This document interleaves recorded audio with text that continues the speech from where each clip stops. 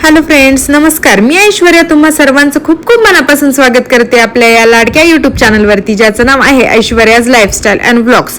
तर तुम्ही इथे बघू शकता, इतक्या निसर्गरम्य आणि सुंदर वातावरणात ना मी सकाळच्या व्लॉगची स्टार्टिंग करते.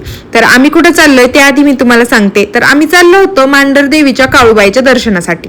तर मला ना तसं तर सकाळी 5:30 वाजता घरात निघतानाच व्लॉग स्टार्ट करायचा होता, पण तुम्हाला तर माहिती आहे, आपण जर कोणत्या देवाला चाललो असेल तर ऍटलिस्ट घरातली देवपूजा करून तरी आपण देवाला जावं असं म्हणतात.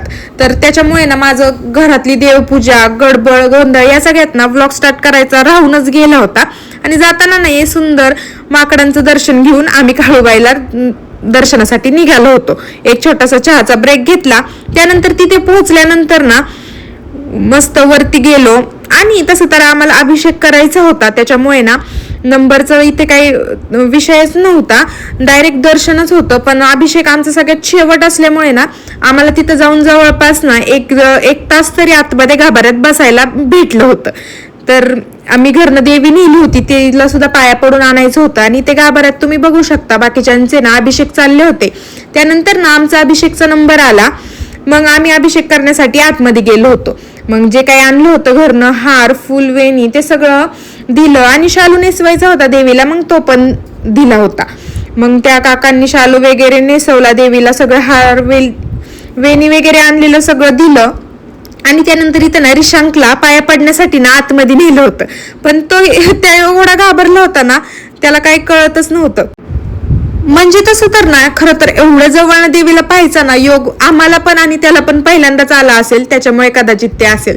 मग त्यानंतर ना फोटोशूट करून घेतलं, मस्त पाया वगैरे पडलो. आणि तुम्ही काळूबाईला जर गेला असेल ना तर तुम्हाला माहिती असेल, बाहेर पण भरपूर सगळे देव आहेत, मग त्यांच्या पाया पडलो. त्यानंतर ना इथे तेल घालतात, मग इथे ना तेल घालून घेतलं सगळ्यांनी. आणि आमचं ना एकदम निवांत, मंगळवार होता तरी पण एकदम निवांत आणि छान दर्शन झालं होतं. त्यानंतर सगळ्यांनी तेल घातलं आणि म्हणलं चला आता थोडंसं ना फोटोशूट पण करून घेऊयात, म्हणून नाही ते फोटोशूट करायला थांबलो होतो. मग सगळ्यांनी छान छान फोटोज वगैरे काढून घेतले, व्हिडिओज काढून घेतले. आणि त्याच्यानंतर आम्हाला आता माघारी परतीचा प्रवास करण्यासाठी निघायचं होतं. मग जाताना तर तुम्ही इथे बघू शकता, एवढं भयानक ऊन वाढलेलं होतं ना की बासच. म्हणजे आता एवढं सध्या टेम्परेचर वाढलंय ना की बाहेर कुठं जायची तर खरं तर ना अजिबात इच्छा होत नाही. आणि परत येताना ना हे माकडं बघा, यांना ना खायला द्यायचं होतं म्हणून इथं गाडी थांबवली होती. आणि त्यांना ना केळी दिसली होती म्हणून सगळे असे ना गाडीवरती येऊन बसले होते. आणि तिकडे तुम्ही बघू शकता अजून इतके माकड होते ना इथं.